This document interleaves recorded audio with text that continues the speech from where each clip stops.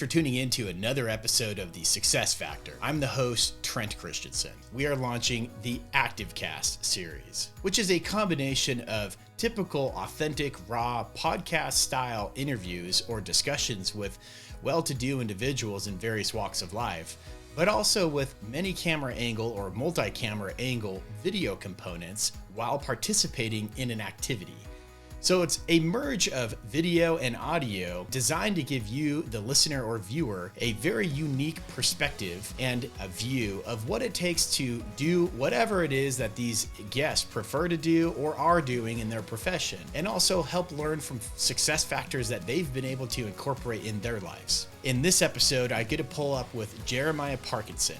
He is a very successful yacht broker. In fact, he is an executive over at Sun Country Marine in California. I met him in San Diego. We had his family and my family there too, and it was a great experience. We went out on a multi-million-dollar yacht.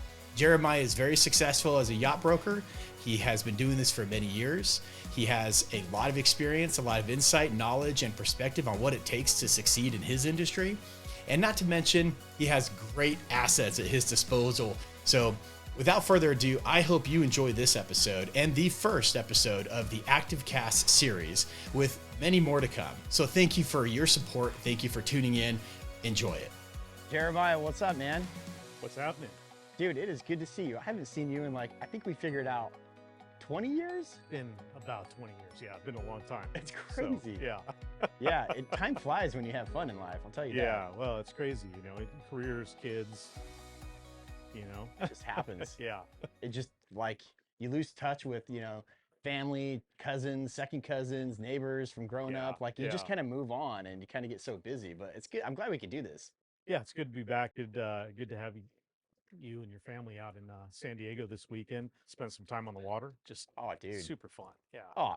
Thank you so much. Yeah. And I have to tell you, you have the coolest job in the world.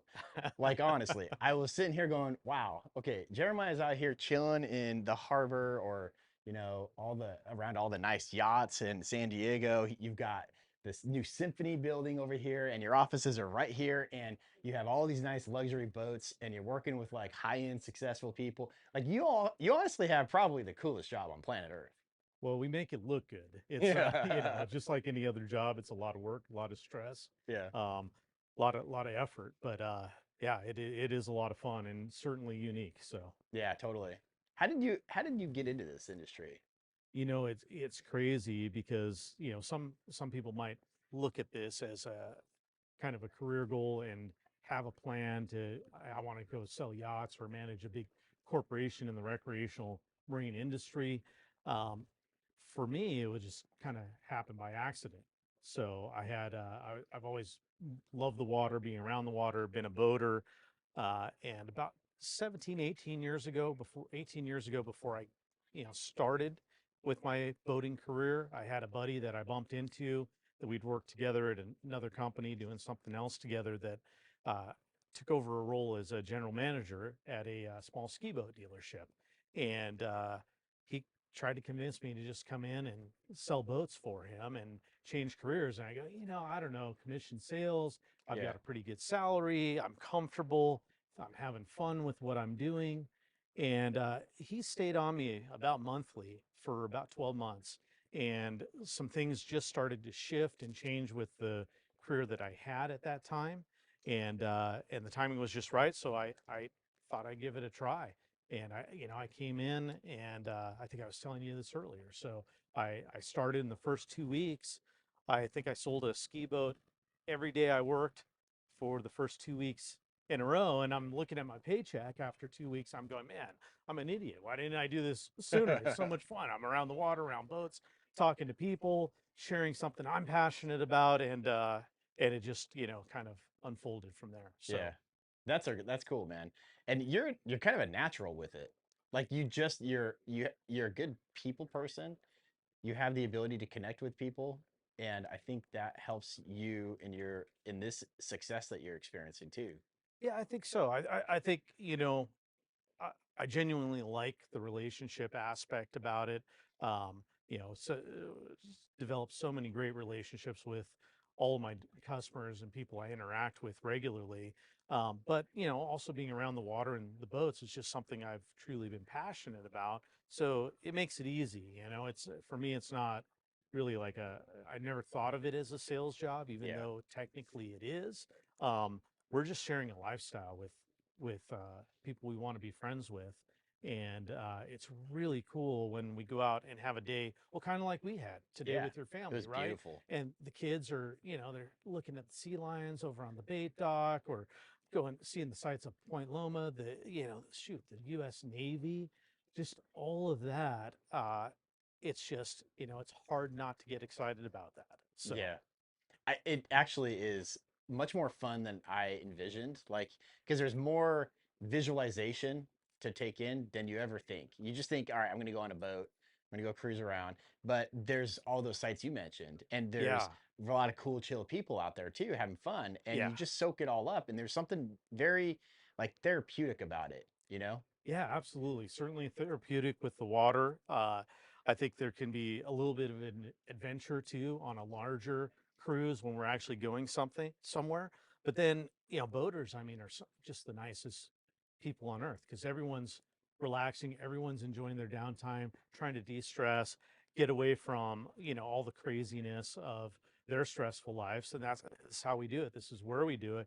So naturally, there's just this community of really fun, really genuine people Yeah. when we're on the water. I don't know what they're like the rest of the week, but when they're here at the marina, here on the boat, on the water in the bay, they're having a good time. So It's like a different lifestyle. it You is. you Yeah. get you get your mind into you get your mind into this lifestyle as you get out and you have fun and you enjoy yourself. And I think that is very attractive to a lot of people. Yeah, absolutely. For Yeah, sure. that's pretty cool. And so how big's your like company that you work for? What's the name of the company? So Sun Country Marine Group, we formed a group more recently as we've grown and expanded. So we've got a inland division that's out of Lake Havasu and Irvine, and that's where our headquarters is today, is in Irvine. And then we've got our coastal division, which is I'm vice president over the coastal division, so Sun Country Marine Coastal, where we have two locations in San Diego, two locations in Newport Beach, and a location in Dana Point. Yeah. So but we're the largest boat and yacht dealership west of the Mississippi. We're family run, kind of unique privilege for me to be actually part of the executive team of a family run business. So, Yeah. but yeah, we do, higher volume than anyone else does. I would say our nearest competitor does maybe a third or maybe 50% of the business we do annually. So, Wow. That's cool. Well, good job on that. And you've been with the company for how many years? 7 years now. So Okay. yeah, That's cool. a little bit of time. So Yeah, that sounds like you've definitely proven yourself. And I could tell you handle like interacting with your customers, even now just showing us around on the boat. Like you handle your interactions with people so fluidly. And I think that's a huge factor to your success too. And you handle things so gracefully with the boats and the yachts. And I think you carry yourself well. And I think you're doing really good in this industry. And it I shows. appreciate that.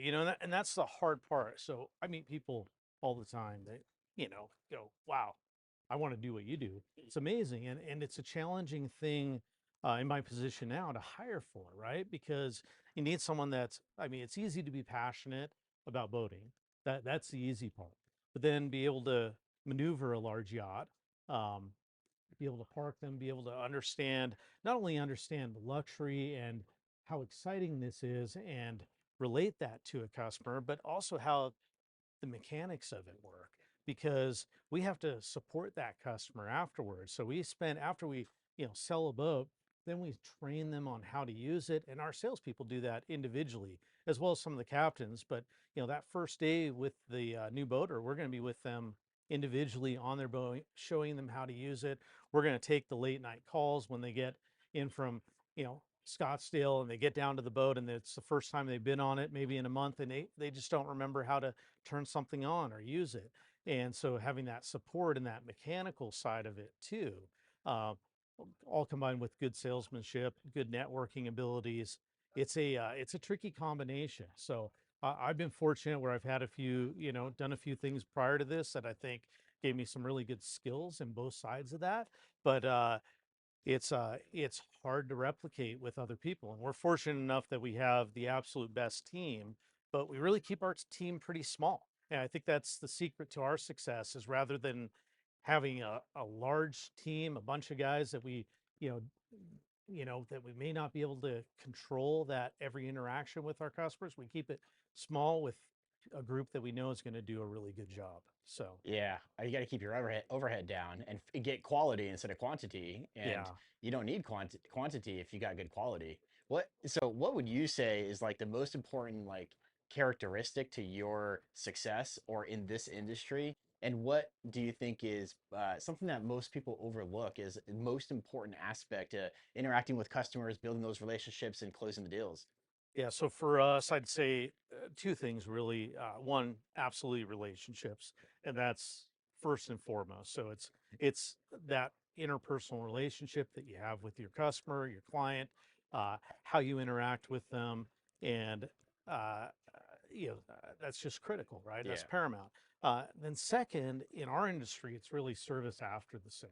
Mm. So we've built as a company our brand based on providing a level of support that is not easy to duplicate, especially without a major investment. We have a full concierge program. So if you buy, a big yacht like we're sitting on today, we're on a $4.9 million yacht. There's a lot of systems, a lot of pieces. There's warranty that has to be serviced. Having a team, service manager, mobile techs come out to the boat, solve problems for our customers when something's not going as planned is really key. Then having a concierge that can manage captains and training and uh, ports of call. So if someone wants to go down to Cabo, we not only manage getting the boat down there for them so they can meet their boat, but also managing the slips and where it's going to be parked and all of those things to even hosting their parties on their boat. So we end up becoming really good friends with our customers because of that level of support and that interaction. Yeah, that's I think the key to a lot of, especially sales or relationship based business models where you have to have those relationships. Yeah. You have to prioritize that, and it's fun to see. Like you took us out today, and it was really generous. I super am grateful for that. It was really fun, and San Diego is just beautiful. But it's Oh, fun to see. incredible. Yeah. Oh, it's just Yeah. amazing. It made me actually want to reconsider living here. Like Sure. cruising by all the aircraft carriers, the destroyer ships, and the Coronado Bridge and seeing the new Symphony building, and you're like, wow, and everyone's out. Everyone's Yeah. like, all Yeah. the people are walking by and chilling, and it's Saturday at like what, or Sunday at 6:30, and it's just so nice to see feel the energy around. And anyways, I guess it was nice to see your customers reach out to you, recognize you out cruising around with your family, and be like, "Hey, what's up, Jeremiah?" And Yeah. Yeah, for it, sure. to Yeah. me, I'm like, that's a success story right there because Yeah. you're killing it with the relationship side. It's all about the networking and building those relationships, and it seems like you're doing a great job on that. Yeah, I think, I think so. And I think you know, in any sales situation, that relationship is important. But with us, it's so different because our boaters are here to have fun. Yeah. Like they want to get out. They're looking for a change of pace, a change of lifestyle. They've worked incredibly hard. Maybe they've always done well for themselves, but a boat sale is usually tied to a major financial event. Well, And especially $5 million. yeah, yeah, exactly. So they're either close to retirement or at retirement, or at least to a point where they've got someone maybe taking a larger role managing their company for them. And now they've got some time to step back, reconnect with their family, and they're looking at ways to do that. And when we can help them find that, uh, it's really an incredible thing. Yeah. Well, it's like magical. Like Yeah, this boat, I would love to own this boat. Tell me about this boat because I saw when I first saw it, I'm like, yeah, that boat has got to be like, I don't know. It's like a super yacht. It feels like to me. But tell me about the boat. well, and that's what's so interesting. So we're on a Sunseeker 68 Manhattan. This is the second boat in their size range. So they started at 55 feet and they go to 141. So they are absolutely a super yacht builder. and this is our black label offering. We've got some other incredible product, but this is our true luxury brand. And everything we do is either on that cusp of premium and luxury. We don't focus on value. That's just not our, it's not in our DNA. It's not our segment. But this is true luxury. I mean, you've got some, you know, British sophistication in this. These are built in Poole, England. You've got the CEO of Sunseeker today.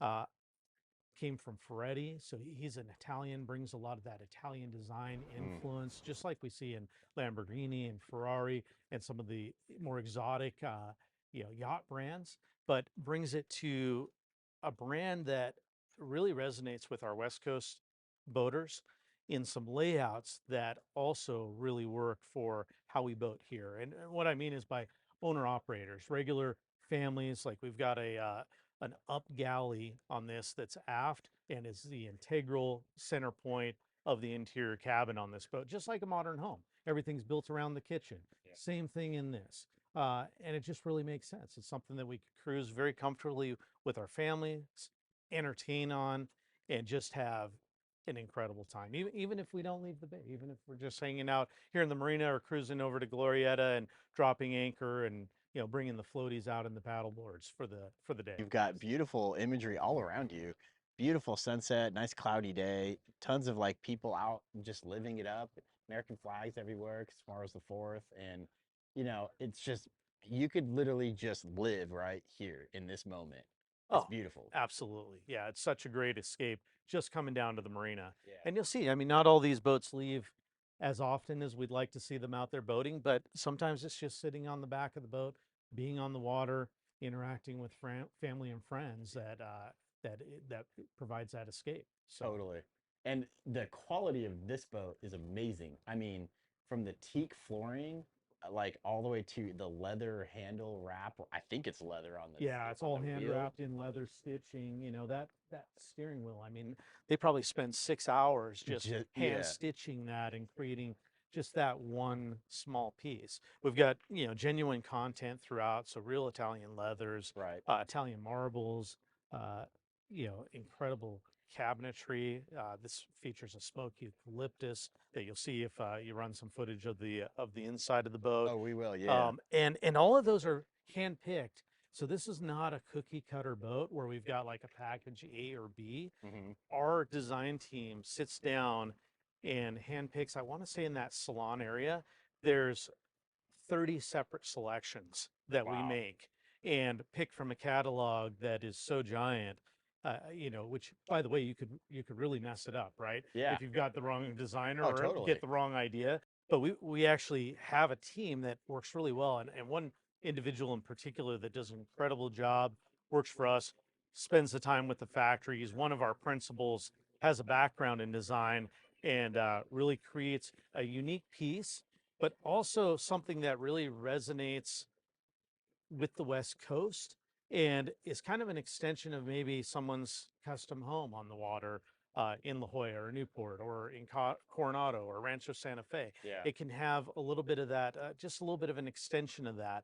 And we try to do something that definitely has a West Coast feel. It definitely feels West Coast-ish mixed with an Italian flair for sure.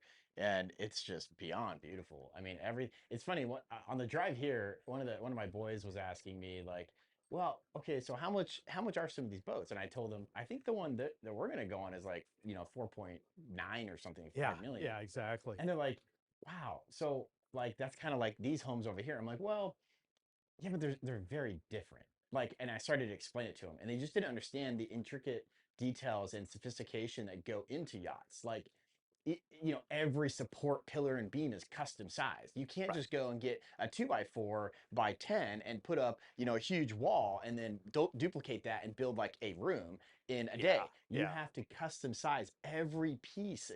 And there's a lot of material that goes into it from the fiberglass. It's all lightweight, it's expensive, it's custom. Yeah.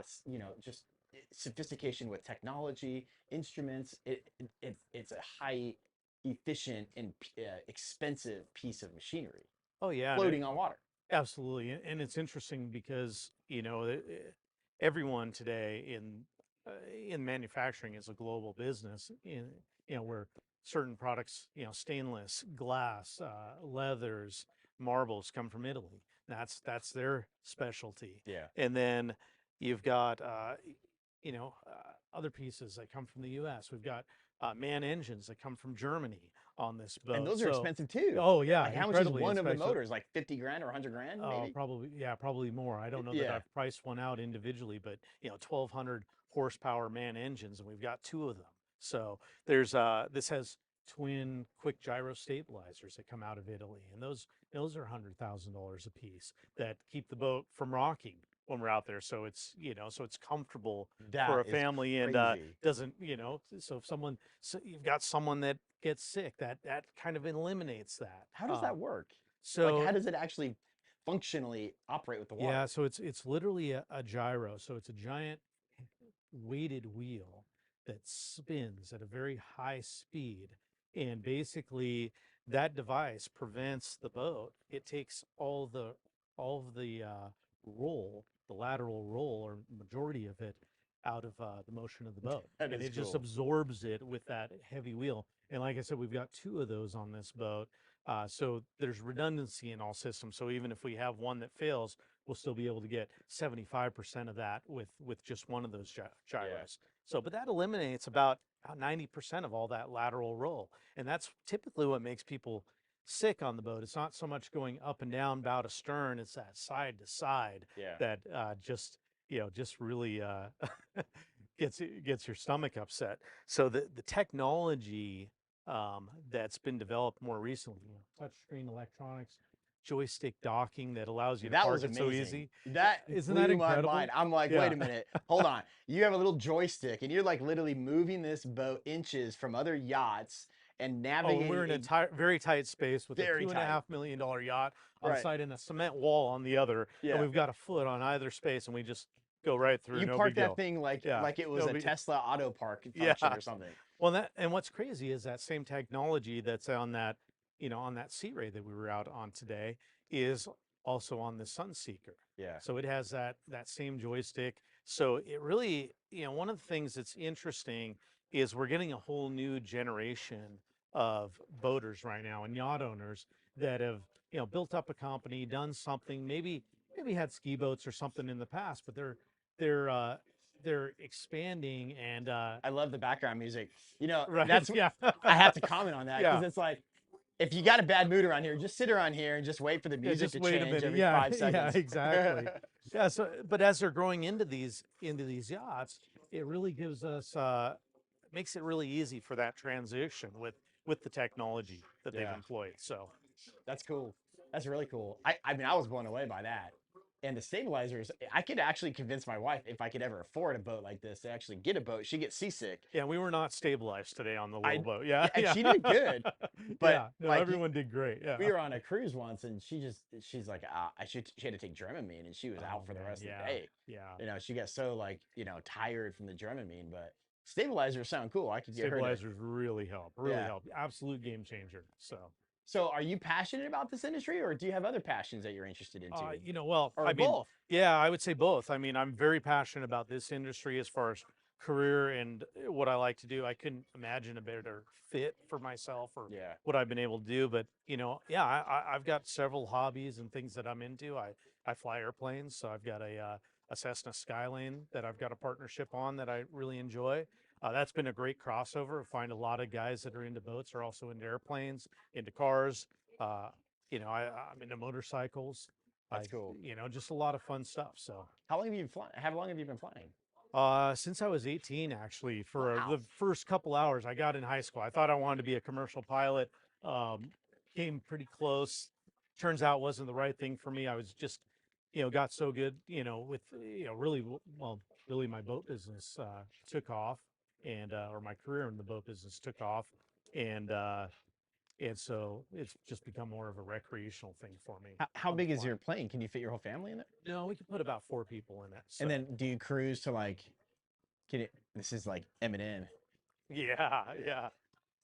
What are these Yeah, guys? old these guys- school. A little throwback there. Nice. That was throwback. I love it. These guys just tour people around, or give them Yeah. rides? So they just give people rides on the on the bikes with I don't even know what you call it, but it's like the bike with the carriage in the back. I wonder if their union, if they're unionized, has to require them to play music Yeah, I at a don't know. certain They decibel. all do. I think it's fun. They get the lights going on at night.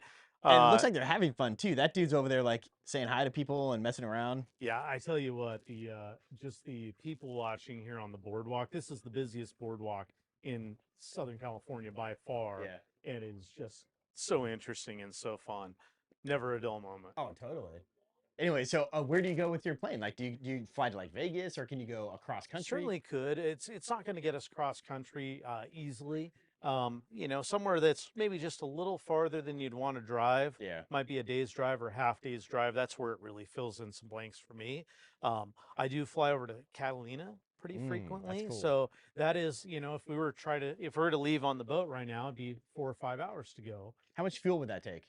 So probably, On the boat. on the boat. Yeah. Oh man, so we're probably burning, depending on how slow Yeah. we go, right? We could burn as little as a gallon, get a mile to gallon, but that's only going, you know, 10 knots or slower, which would take us, and we've got 70 to get there, so that would be like a 7-hour cruise. That'd take quite a while. Yeah. That would be the most affordable way to go. But if we open it up, we're going to burn about 50, 60 gallons an hour, but then we're going to get there in 3 to 4 hours, and How much be would on it the take island for you? chilling. And How much would it take for you to fly there on your plane? so we're only going to burn about 14 gallons to get there in the What? airplane and get there in 45 minutes. That's crazy. So that's the cool part about the Yeah. airplane, is, you can get to some, it's all about getting to the destination. The difference is for the boat really is the destination. Now the cool part is if we cruise over to the island, well, we're spending quite a bit in fuel, a little bit more today than we were, a few months ago. But this is also our home for the weekend. So You we're can not, chill and yeah, we park can and chill. chill. Yeah, so we're not renting a hotel. We're not doing an Airbnb. We've got the whole family with us on the boat, maybe some friends too, meeting up with other boaters, having just a great experience. And while we might only be 30 miles off the California coast, we feel like we're in the Mediterranean or Yeah. something. We really feel like we've gone somewhere. Those are cool passions, man. I'm Yeah, envious. You're a pilot, yacht broker, successful one. I like it. It's pretty cool. yeah, I appreciate it. It's I want to fun. come down to San Diego and like do what you do. I can see why people want this job, this lifestyle, because it seems so idealistic. You know what I mean? Yeah, yeah, it certainly seems that. Like we've talked about before. I mean, there's a whole level of stress that goes along with it. Yeah, I was going to ask you Obviously, about that. Yeah. I mean, every deal that we've got on the line is a big deal. So if we've got a $4 or $5 million yacht that we're putting together, that's a substantial portion of our year. So each deal is extremely meaningful, and there's so many moving pieces to put these things together. Finding a slip, making sure insurance works, financing, training, just making sure the entire family is comfortable with the decision and the boat and the direction.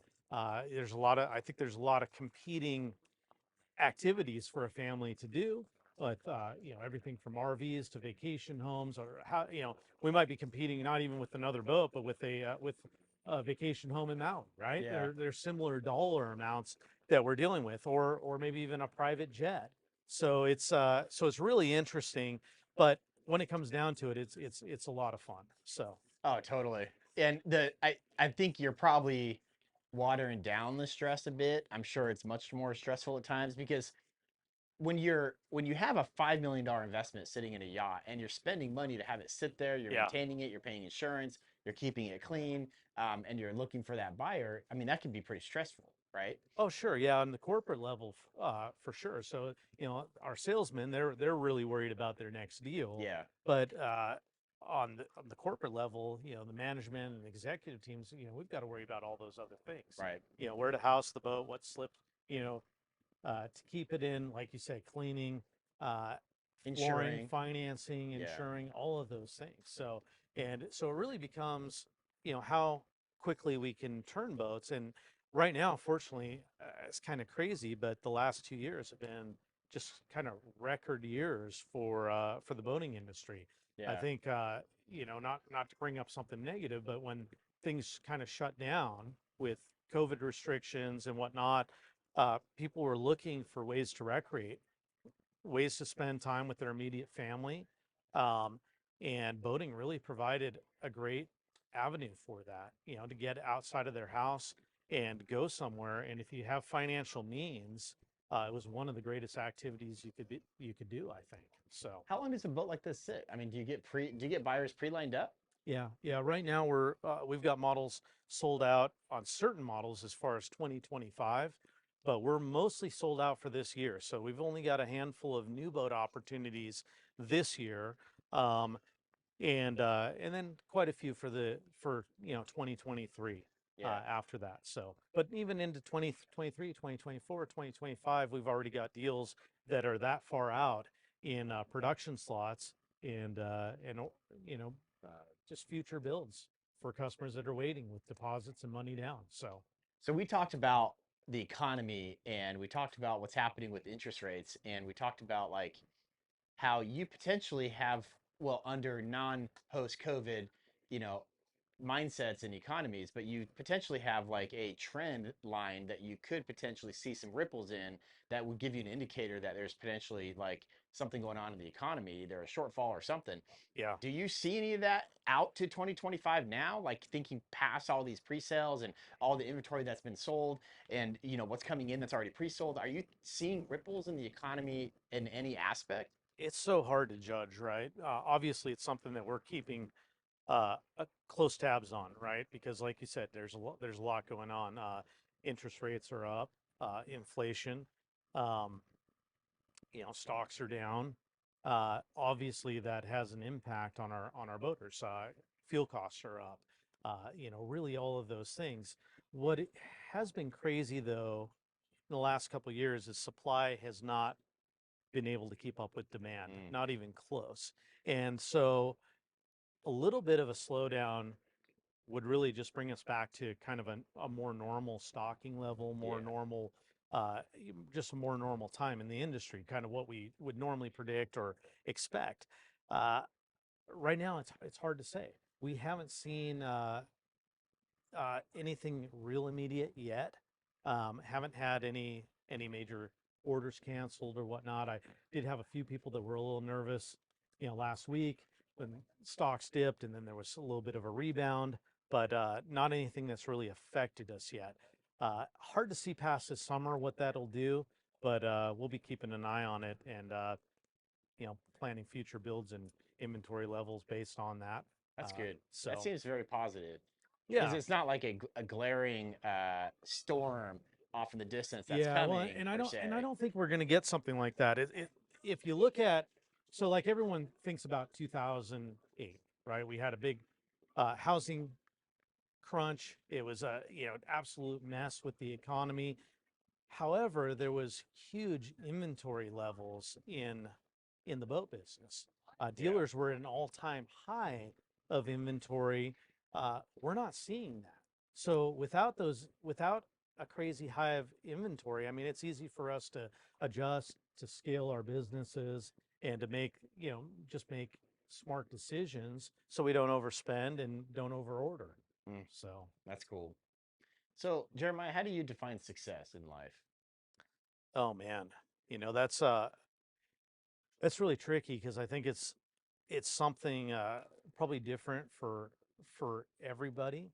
I think career wise, if you can find something that you're truly passionate about, um, that that you can do really well and support your family well to live the lifestyle that you want. I think career wise, I think that's how I would define it.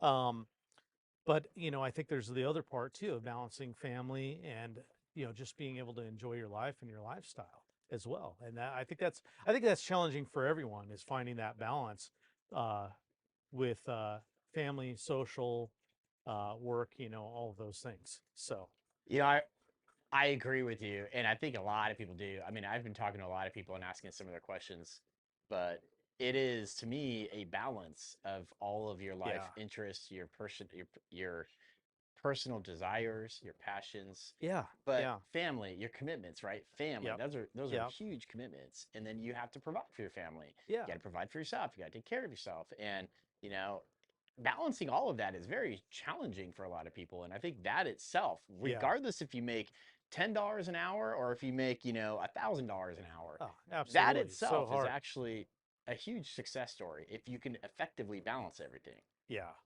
And Yeah. it's challenging. It's really challenging. And I think a lot of people struggle with that. Yeah, for sure. Yeah.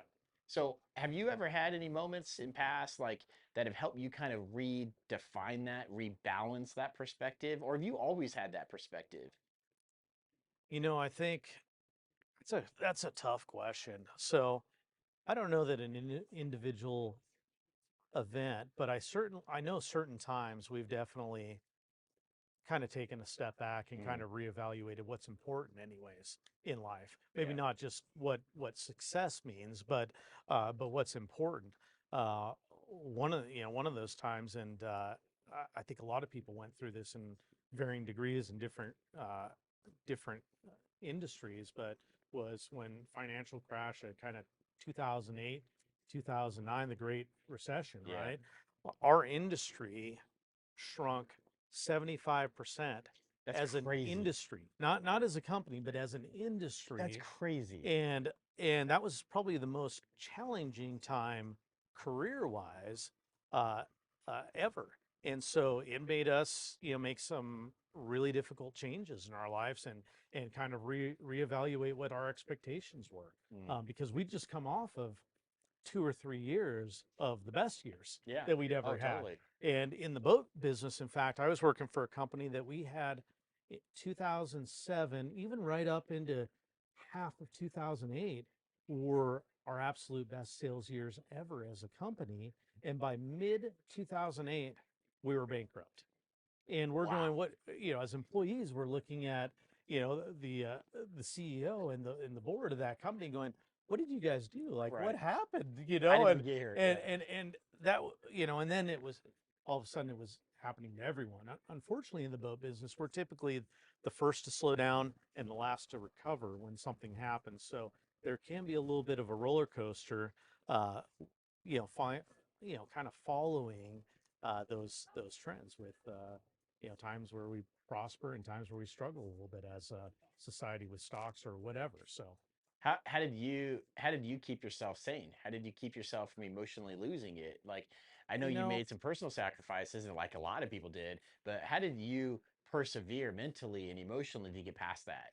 Yeah, I think we just set some very realistic goals. Obviously, fortunately, we were at a time where we had been saving a lot, Hmm. personally, and not spending a lot. So we were pretty conservative and probably well prepared for it, even though change of income and everything was pretty substantial. And then we just prepared as a family to make some difficult changes. So I was working in Newport Beach, on the water, on the coast, in a store I loved, with people I loved, and then that store ceased to exist. So I went to work for another dealership that was on the verge of bankruptcy 6 months later, and then went to another company that actually had taken over the previous lot. I was back on the coast, but not with big boats. They only brought in Yeah. smaller boats and were very cautious and not really bringing in the right inventory, and combined with all the challenges that we just couldn't it just wasn't economically feasible anymore. So I made a phone call to a couple of my factory reps and I just go, hey, here's the deal. It's not working where I'm at. So I need a lower cost of living. Where could I go where I don't need to make more money? I just need to be able to balance Yeah. better what I'm making versus what's going out every month, because we were I was working with my buddy Dave, and we're looking at each other on payday and we go, hey, how much did you transfer and supplement your paycheck out of your savings? Each week. I mean, that's what was happening. We were just burning through Yeah. savings, and I go, this just isn't going to Not work. It's sustainable. not sustainable. Yeah. We're going to run out. So about after making that phone call, about 5 minutes later, I had a job offer up in Salt Lake for a ski boat dealership. They did a couple of yachts for Lake Mead and Lake Oh, Powell yeah. and Flaming Gorge, but really they were a boat dealership. And I got in the car and drove up, interviewed with them that weekend, and decided, we're moving to Salt Lake. And we went up there, we bought a house, it was bottom of the market at that time. And I ran sales for them and finance for 3 years. And I can't say I did really well financially, but I was successful. I was able to balance family. I was able to balance purchase a home at that time and keep our heads above water when a lot of people weren't. So, and remain in the boat business. See, So, I love that because you adjusted. You had circumstances shift that you had no control over, and you didn't worry about them. You didn't stress about them. They impacted you, and you reacted. You said, "All right, I'm gonna. How can I handle this? What are my options?" You got creative, and you yeah, actually put forth some sacrifices and some efforts. You uprooted your family. You took yeah, a job that you probably didn't like or didn't think as much as it wasn't as sexy as living in this, this having an office here in this marina in San Diego, but you did that sacrifice to be able to survive and to be able to get by and to learn and grow. And I think that is a huge success factor for anyone in life. oh, for sure. You have It to be was, adjustable. well, and it turns out it was probably one of the best decisions we could have ever made because we bought a house up there at the bottom of the market that eventually we grew quite a bit of equity in over 3 years. I got to do some different things job wise in the boat business that I hadn't done before, um, and really positioned myself for coming back to the coast Yeah. and really launching this store when it opened up. But I'll tell you one other thing. When we did that, I also went back to school full time. What did you do? What did you study? So I was concerned that the boat business may just never come back Yeah. to what it was. And I told you I had a passion for flying. I spent quite a bit of my, early 20s working towards a commercial pilot's license, just never quite got there. So I started pursuing that again. And at least hedging my bet that if the boat business did not return, I would be prepared to shift gears completely and do something totally different. And unfortunately, whatever. I mean, the flying thing would have been really cool too. Yeah. Yeah. Fortunately, I was able to stick with the boats and do something that I was, already had all the right connections in the industry, had all the right relationships, and just knew really well and really poised for growth because I was a survivor of that downturn. So when the economy rebounded, really was just in the best position to rebound with it on a really high level. So See, that's another really cool factor too, man, because you actually started hedging your bet, hedging your position. You're like, I may have to go down a different path. I'm going to go back to school as yeah, well and enhance and create those additional options for yourself. You're really smart. And not a lot of people do that. A lot of people get victim mentality or reactionary mentality where they get frozen. Like, I don't know what to do. I don't know where to go. And I yeah. don't want to have to move. I'm not going to take a pay cut. I'm not going to do this. I'm not moving. And they wait until their cards collapse on themselves. Sure. Well, and I think, part of it is, you want to be successful. I mean, you've got a big family. I've got a big family. I think having mouths to feed at home certainly applies the right amount of pressure Yeah. to go, hey, we really don't have any option here. We've got to figure out how to take care of these kids and all the things that they need to live and grow, right? And that's, I think that a little bit of extra pressure really helped me anyway. So It helps me too. yeah, It helps me keep trying new things and keep working hard because you got mouths, man. You got yeah, mouths to feed and you got that's to for take care of sure. those Yeah, kids. yeah, And you got to make sure they got the right opportunities and they're being taught right. Yeah, that's pretty interesting.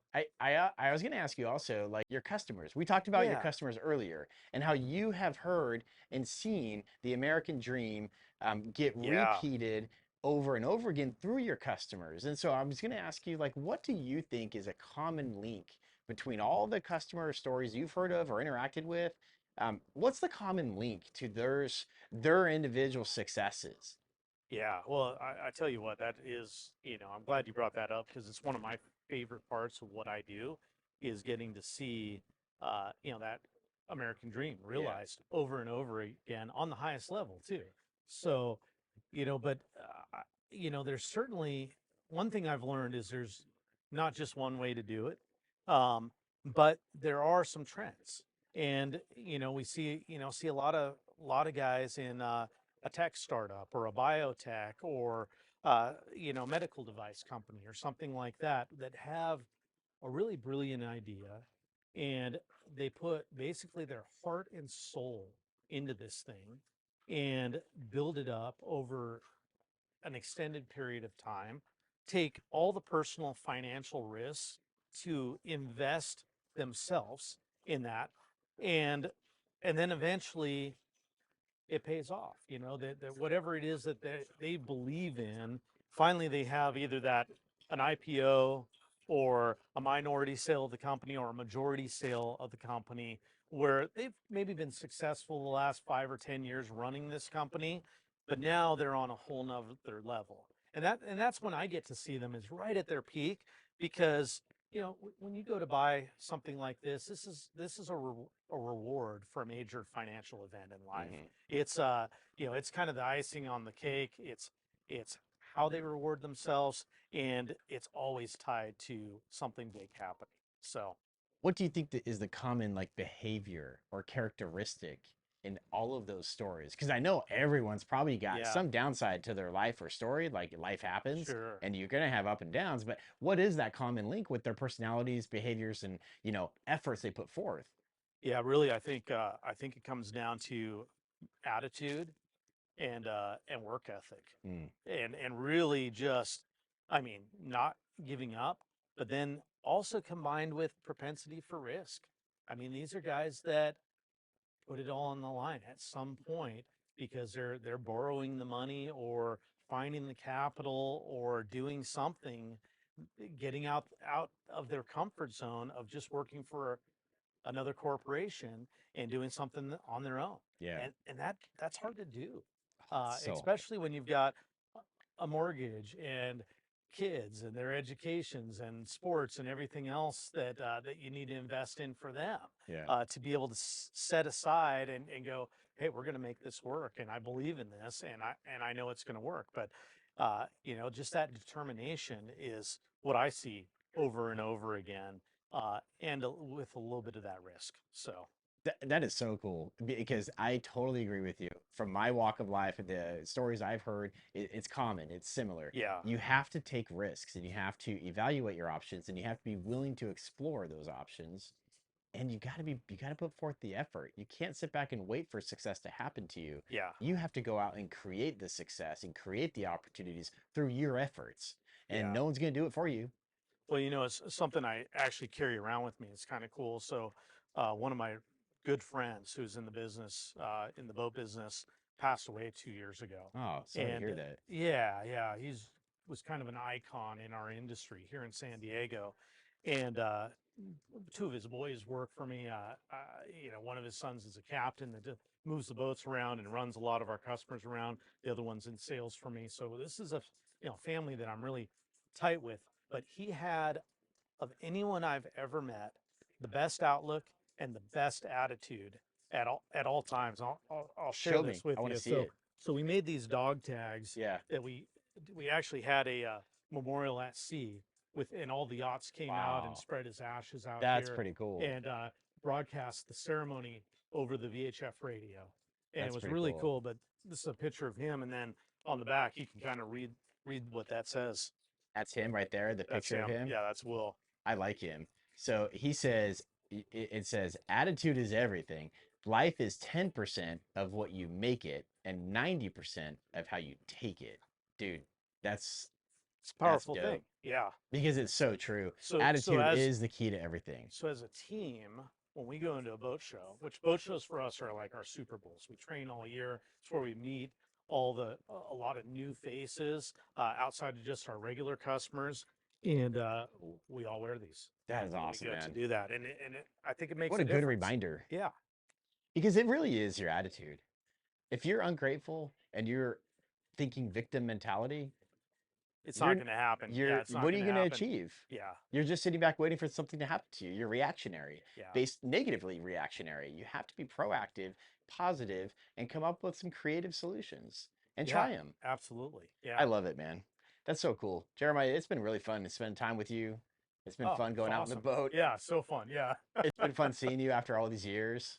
I love your success and I love your passion with your overall job, your career, your clients, your business. Like it's actually pretty cool. It's inspiring. So thank you for spending time with me today. Oh, my pleasure. Good to catch up, and happy to be part of the podcast here. So yeah, Yeah, yeah, very I'm fun. Yeah, super lucky to yeah, have this opportunity to actually sit down with you and and capture it. And so I appreciate you spending your time and making sure it happens and giving me your insights and wisdom. I think you're killing it. You're doing great. You got the perfect personality for this type of industry, and keep those relationships going, man. Yeah, for sure. Yeah, Keep thanks. having fun. Totally. Get out there and do some more Yeah. test drives and Yeah, go and have exactly. fun out in the harbor and get Yeah. these 5, work your way up to 10, $15 million yacht sales. And Yeah, well, that's our goal, is just to continue to push the size Yeah. and the dollar amount of what we do. We've got some very large boats available to us, and my goal is to really see some of that on the West Coast. That's awesome. Where you don't see it as often. So that would be yeah, cool, man. Yeah, That'd be really cool. Well, thanks again, Jeremiah. Appreciate it, bud. yeah, my pleasure. I hope you enjoyed watching this episode with me and Jeremiah. It was actually really fun to pull up with Jeremiah. I hadn't seen him in many years, and he is really good at what he does. He's passionate about it, and he actually connects with people in unique ways, and that's what makes him successful. And you can tell by his passion, his enthusiasm, and his knowledge all coming together with his great communication skills. Over there in San Diego, he's killing it. It was a lot of fun to go out on these yachts and to take some amazing footage and to have a great conversation with Jeremiah. So thank you for watching this episode. We appreciate your support at The Success Factor. And if you enjoy watching these shows, please go and like, subscribe, go ahead and rate this episode, go ahead and share it with people. We would love to get the word out that we are creating ActiveCast. And these active casting processes are complex. It is kind of like putting together a mini reality TV show. It's much more involved than just a normal podcast. However, we hope that you enjoy watching it and listening to it, because that's why we're doing this. It's so that you can learn and you can develop your own success criteria and factors and apply them in your own life by watching and listening to amazing guests who are coming on the Success Factor. So please share it, get the word out. Thank you very much. We appreciate you and all you do. Best of luck to you.